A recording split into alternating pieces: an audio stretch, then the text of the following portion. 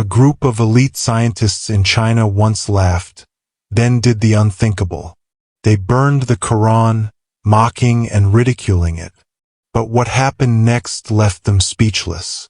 Some of the pages did not burn, and when they studied the untouched verses, their meaning shook them to the core. What began with arrogance ended in awe.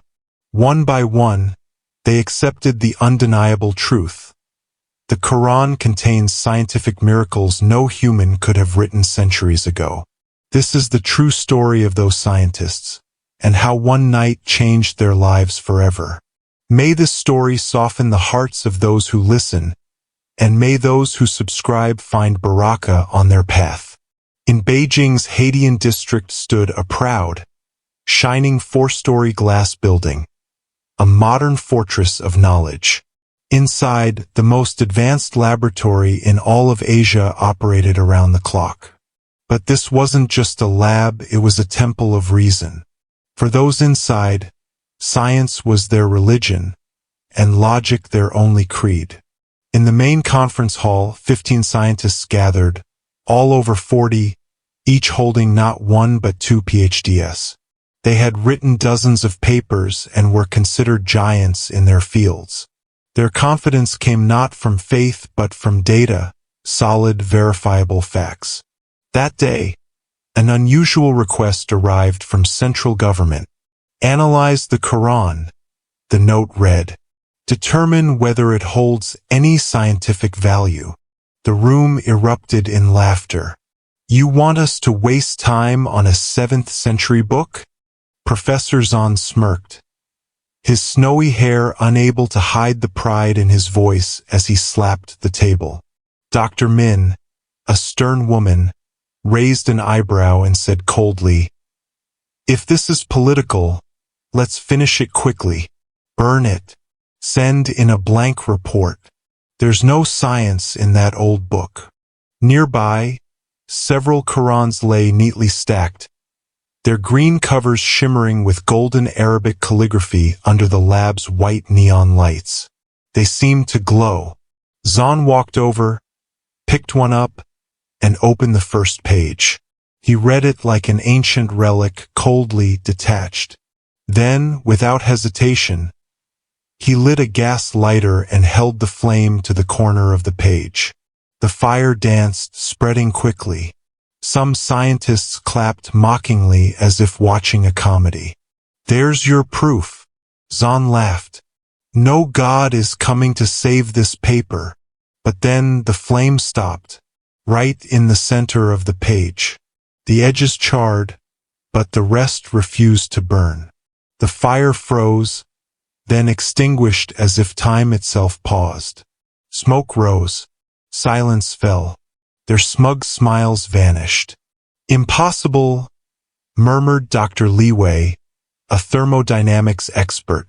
"That lighter burns hot enough to reduce any paper to ash instantly." Zahn tried to laugh again, but it came out forced.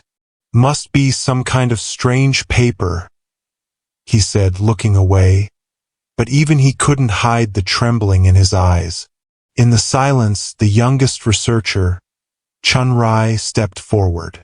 He picked up one of the half-burnt pages. The Arabic script looked foreign, unreadable, yet something about it stirred him. It didn't feel like regular text, not dry language from a journal or historical record. It felt alive, like it was speaking to him.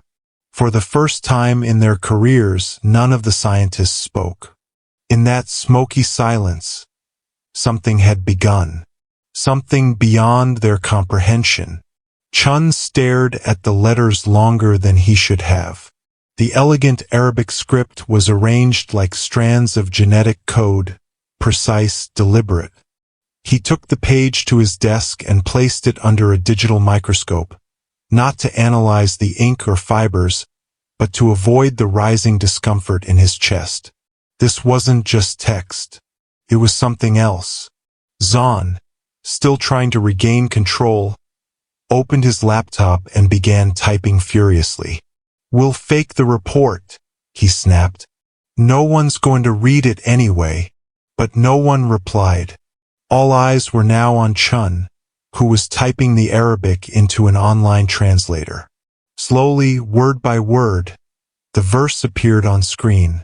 Surah Ar-Rahman, verses 19 to 20. He has let loose the two seas, meeting together. Between them is a barrier they do not cross. Chun frowned. He reread it. Two seas. A barrier. They don't mix. Min scoffed sarcastically behind him. Probably just poetry. Nothing special. Chun didn't reply. He opened a journal on oceanography. A memory surfaced. He once studied the work of Jacques Cousteau, the famous French marine biologist. He remembered the discovery of the Gibraltar Strait and the Alaska Gulf, two bodies of water that meet but do not mix. Why? Differences in temperature, salinity, pressure. He opened satellite data and compared it. It matched perfectly. This isn't poetry, Chun whispered. It's scientific observation, only discovered in the last 50 years. But how? He repeated, eyes wide. How could someone in the 6th century describe this without any equipment? Zahn stepped forward, ready to argue. But when he saw the charts, journal, and satellite photos, he froze. His jaw clenched. Before he could speak, Dr. Liu shouted from across the room, "Hey, the next page. There's something about Pharaoh." "It's not a myth," Chun said, taking the untouched page from Liu. Another verse, Surah Yunus, verse 92. "Today we will save your body, so that you may be a sign for those after you." Min laughed again. Pharaoh saved? Didn't he drown in the Red Sea? "Not saved alive," Liu replied calmly. "Preserved as a warning." He pulled up a paper by Dr. Maurice Bucaille, the renowned French physician who examined Ramses' mummy. The findings were terrifying. Saltwater residue in lungs and skin. The body was unnaturally preserved compared to other mummies, almost as if it was saved for a purpose. The lab, once full of talk and noise, fell into stunned silence. Something deep inside each of them shifted, and they had only just begun. Like the pharaoh's mummy, preserved as a lesson for mankind, the weight of realization now filled the room. No chair moved. No sarcastic breath was wasted. For the first time since this began, no one dared to argue against a government order. Then someone reached for the third surviving page. The verse written on it made Chin catch his breath. Surah Al-Qiyamah, verses 3 to 4. "Does man think that we will not assemble his bones? Yes. We are able even to proportion his fingertips." Chin's eyes widened. "Fingertips," he whispered. This is about fingerprints." He rushed to the large lab screen and pulled up a scientific journal, a study on biometric identification through fingerprints. The science was clear. No two people in human history have identical fingerprints. Even in cases of severe burns, forensic experts can use fingerprints to identify a body. But this, Jean said with a trembling voice, was written over 1,000 years ago. Dr. Liu, now clearly pale, muttered under his breath, "Even our modern forensic science can't match that level of foresight." Page after page unfolded. Another verse appeared, Surah Al-Anbiya, verse 30. "And we made from water every living thing." Dr. Min, a molecular biologist, instinctively replied, "That's true." She said, "Every living cell needs water to survive. Cytoplasm, which makes up the main content of the cell, is 70% water. Even the simplest bacteria cannot live without H2O. It's as if life was designed that way." Then the final verse appeared, one that seemed to stop time itself. Surah Adh-Dariyat, verse 49. And of everything we created pairs, so that you may reflect. Chin stared at the screen in awe. The theory of symmetry, particle and antiparticle, Dirac's work. He looked around the room, whispering, This is like quantum physics of this century. No one spoke.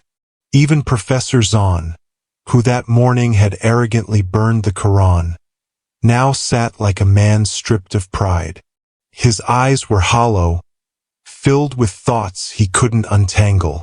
A lifelong scientist, he now faced something logic couldn't digest.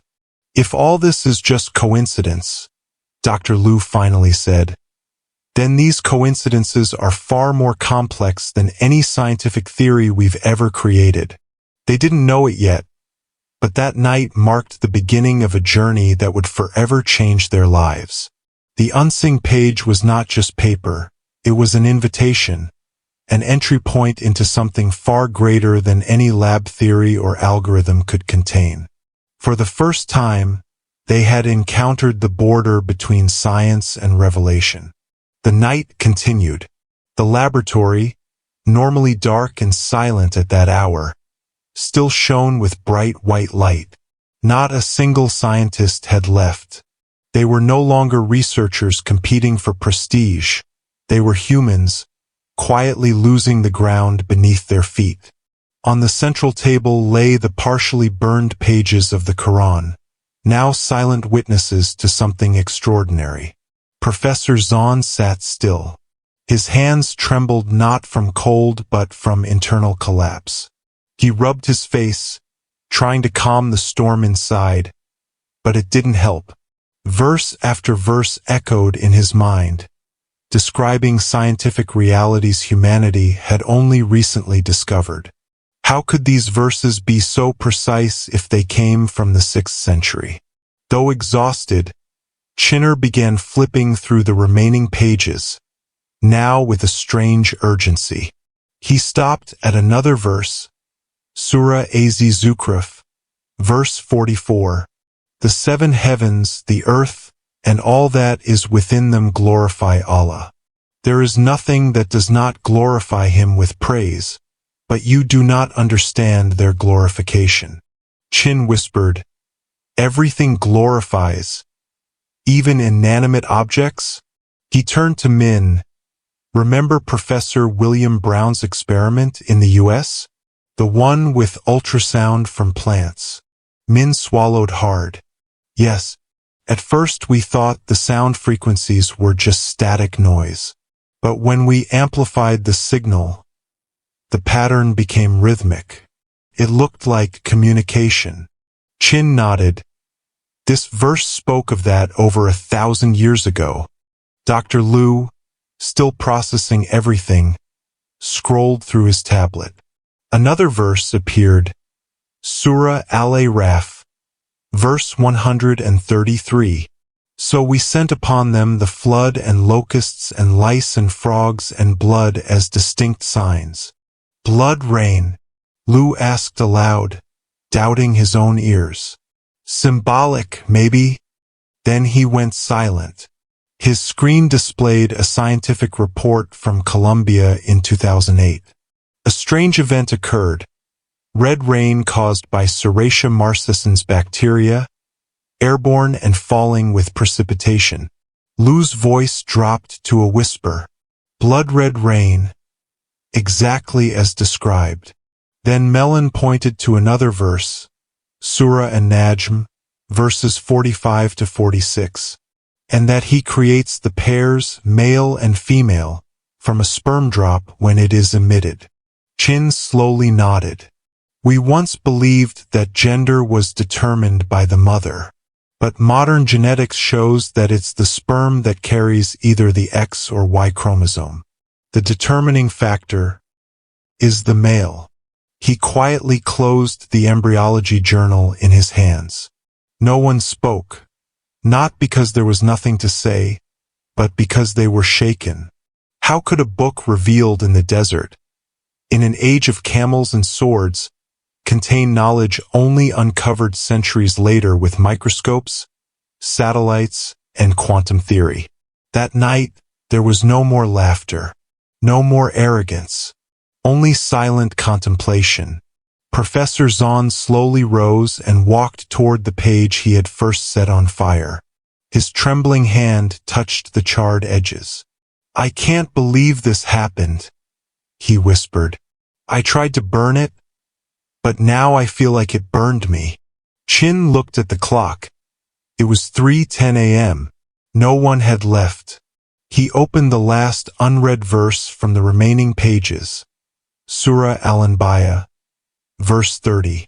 "Do not those who disbelieve see that the heavens and the earth were a joined entity, and we split them apart?" Min snapped out of her trance. "That's the Big Bang," she said. "Initially, everything was a single point. Then came an explosion that expanded space and time." Dr. Liu nodded. His voice was soft. "That's the foundation of modern cosmology. Edwin Hubble proved it in 1929. He looked at the verse, but it had been written over 1,000 years ago. From the corner, Wu Ying, the quietest among them, finally spoke.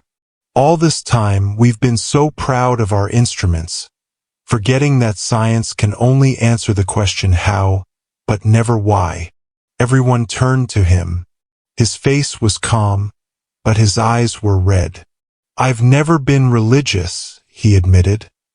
"But tonight, I feel like something is calling us." Professor Jean sat down again, not defeated by failure, but by the truth. "If this is not a coincidence," he whispered, "then who wrote these words? Who could have known all this before any of us?" Chin answered, barely audible, "Maybe the one who created science itself." Jean's eyes welled up with tears. He reached for the very page he had burned earlier. "I destroyed it because I was blinded by pride," he murmured. Then Wu Ying finally broke the silence. His voice was soft yet firm. "We've been too proud of our tools, too proud of science." His eyes were red, but his face was peaceful. "Science can explain how things happen, but it cannot answer why." Everyone turned to look at him. "I've never been a religious man," he admitted again. "But tonight, I feel like something is calling us." Professor Jean leaned back in his chair, staring blankly at the ceiling. "If this isn't a coincidence," he muttered, "then who wrote it all? Who knew these scientific facts before we were even born?" Chun replied quietly, his voice barely cutting through the humming silence. "Maybe the one who created science itself." Jean's eyes filled with tears. Stunned and shaken, he reached out toward the very page of the Quran that had resisted the fire. His fingers gently touched its charred edges. "I tried to burn the truth," he whispered, "only because I was blinded by my ego." Without saying a word, Wu Ying stepped to the corner of the room. He found a video online showing how to perform wudu ritual ablution. Silently, he began washing his hands, face, and feet as shown. One by one, the others followed. On their faces, fear, humility, and silent awe. And then, for the first time in their lives, not as scientists, but as servants, they placed their foreheads on the cold, sterile floor of the lab and bowed. There was no call to prayer. No one recited anything aloud. But their hearts heard the call and they responded. Tears flowed not from grief, but from awakening. Dawn slowly crept over the Beijing skyline. The sky grew pale behind the lab's glass windows. But this was no ordinary sunrise. It was a symbol of awakening, from logic to faith, from pride to humility. At that moment, a loud knock sounded. The door flew open. The very scientists who had prayed all night froze as two government officials entered the room, dressed in strict black suits. Behind them stood a high-ranking official from the Ministry of Science, arms crossed, eyes sharp. A report was filed about unusual activity, the officer barked. Why were the lab lights on all night? No one answered.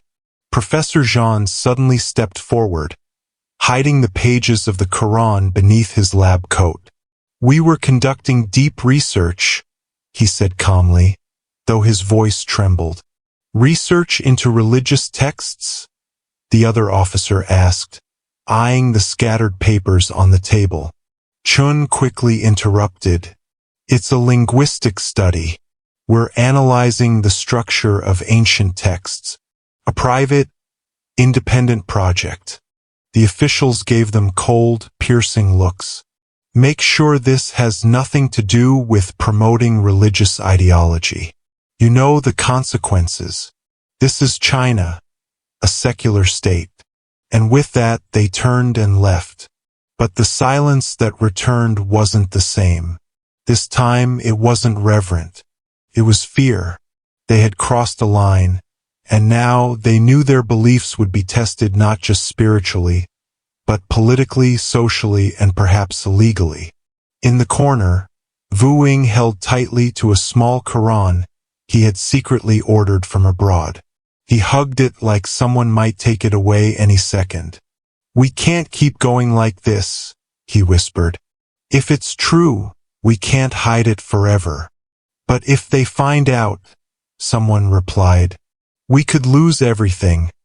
Our licenses, our jobs, maybe even our freedom. That night, they didn't meet in the lab. Instead, they gathered in an old dusty basement that hadn't been used in years. They jokingly called it Quran Room, mispronouncing Quran. But it became their refuge. There, they read new verses. There, they saw new signs. Chun opened to a familiar verse, Surah Al-Furqan, Ayah 53. It is he who has let free the two bodies of flowing water, one palatable and sweet, and the other salty and bitter. And he has placed between them a barrier and a forbidding partition. He played a video, Jacques Cousteau's discovery of an underwater river in the Strait of Gibraltar. Two seas, two water bodies with different salinity, pressure, and temperature never mixing. This can't be a coincidence, he said slowly. Dr. Liu nodded, his voice barely a whisper. How could Prophet Muhammad have known this without satellites, without instruments? If this isn't from God, then where did it come from? Suddenly, Mai Lin broke down in tears. We spent our lives mocking faith, she cried. Mocking religion as if it was beneath us, when in truth it led us to the light. But faith came with a price. As they began to memorize verses, study tafsir, and pray quietly, the university grew suspicious. Their emails were monitored, their internet access restricted, their research rooms searched without warning. Then it happened. One night, Chun was summoned by the university's chancellor.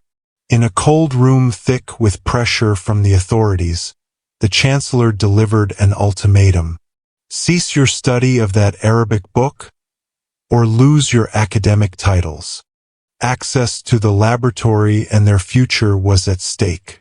Chun stood, clutching his laptop bag. I choose the truth, he whispered. Then he walked out without looking back. The next day it was all over. The entire research group was disbanded, their computers locked, their names erased from national scientific databases. They were blacklisted from all government projects.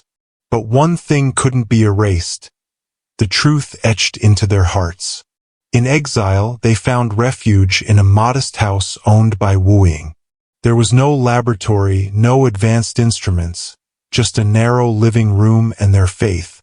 There, they resumed their studies not for the world but for their own convictions. They returned to a familiar verse. Surah Yunus, Ayah 92. Today we will preserve your body, so that you may be a sign for those who come after you. Chun produced a copy of Dr. Maurice Bucale's 1975 study on the mummy of Ramses II, salt deposits on the body, signs of drowning, subsequent embalming, exactly as described in the Quran. This verse, Chun said, breathless with excitement, was revealed 1,300 years before this discovery. Days turned into weeks. They lived in secrecy, but in that hidden corner of Beijing, their faith grew stronger. They began fasting, praying in whispers, learning Arabic word by word, verse by verse. Those who once laughed the loudest now wept the longest during prostrations. Wu Ying, a former atheist, now performed sujud as if returning home.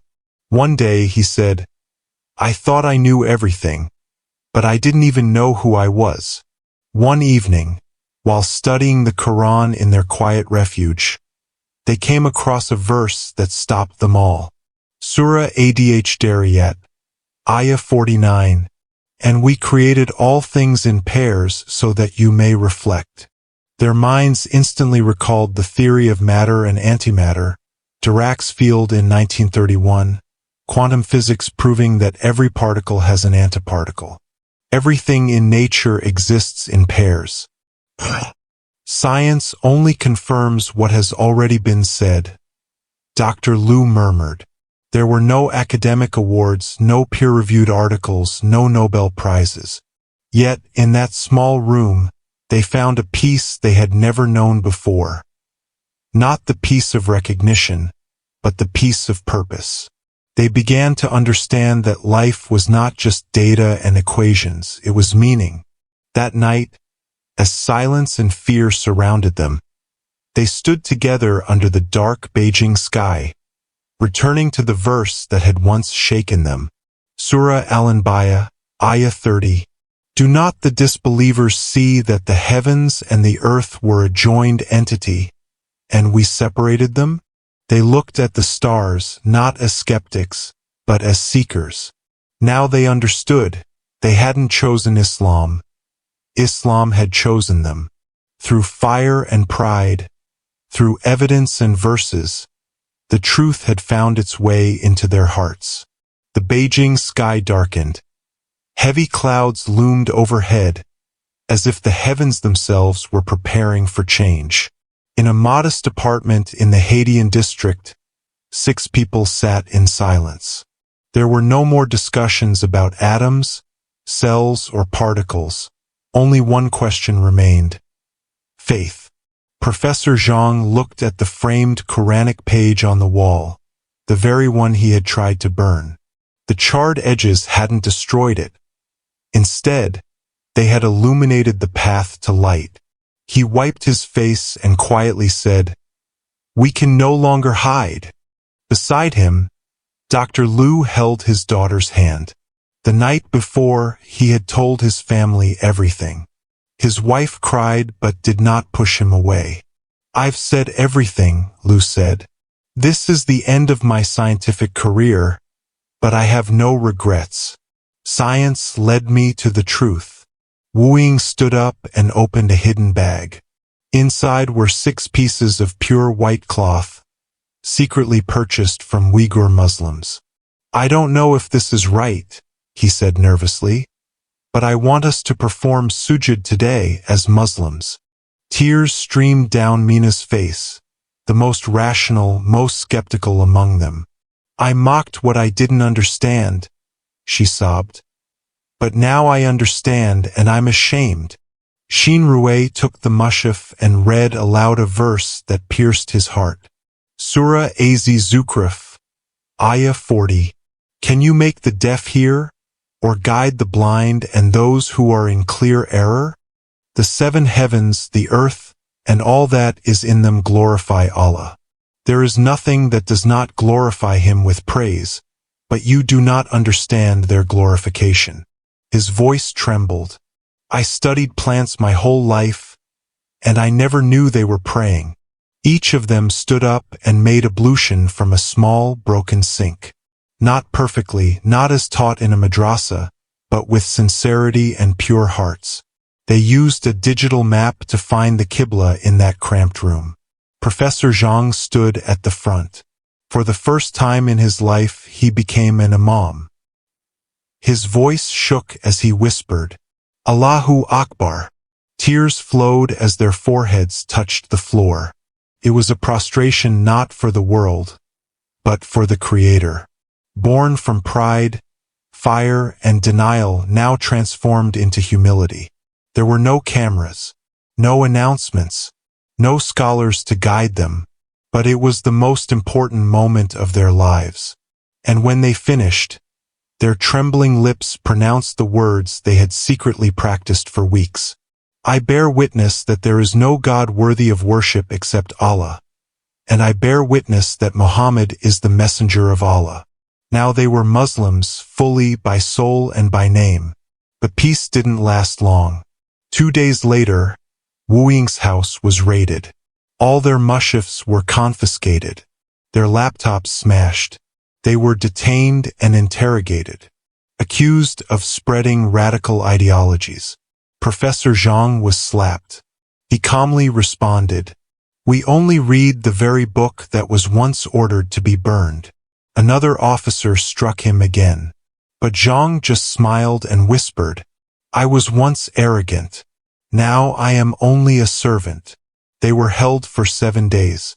But none of them renounced their shahada, even when offered release in exchange for a letter of repentance. They refused. We did nothing wrong, Chen Rui said firmly.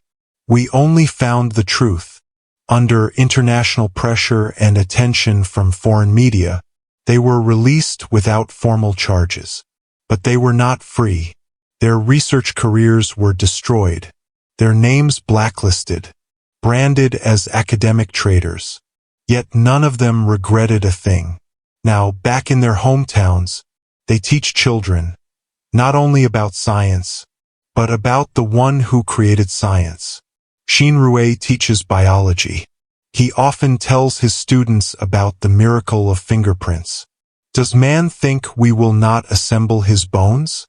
Yes, we are able to restore even the tips of his fingers. Surah Al-Qiyamah 75:3-4.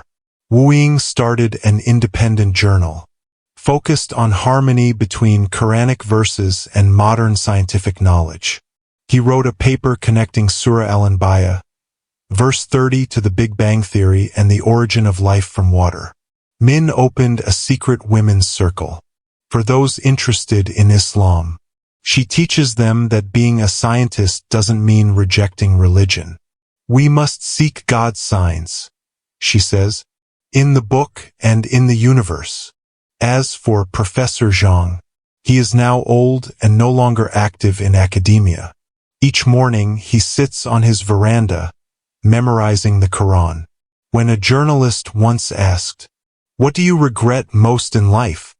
He quietly answered, That I didn't make a prostration sooner. Now, they no longer seek truth through microscopes or telescopes. They find it in sujud, in prostration, in the verses, in the quiet sincerity of a servant returning to his Lord. And the soil of China, the very land that once bore witness to their arrogance, now bears witness to their final sujud, prostration full of tears, prostration that marked their rebirth. They are no longer just scientists, they are Muslims. This is not just a story about researchers who discovered the Quran. It's a story about intellectual honesty, about how true science never contradicts absolute truth. When pride is gone and the heart is open, knowledge becomes a bridge to faith, not a barrier. In a world drowning in skepticism, many use science to deny religion. But this story reminds us, if the heart is sincere and the ego is removed, science leads to God. Even those who once burned sacred books, can become guardians of truth. No mistake is too great to repent. No path too lost to return. To our Muslim viewers, never underestimate the Quran. Don't just read it, understand it. To those who don't yet know Islam, this is proof that Islam isn't just inherited. It is a truth that can be verified. A truth that touches both the mind and the heart. Because truth never changes. Even if people deny it, it waits.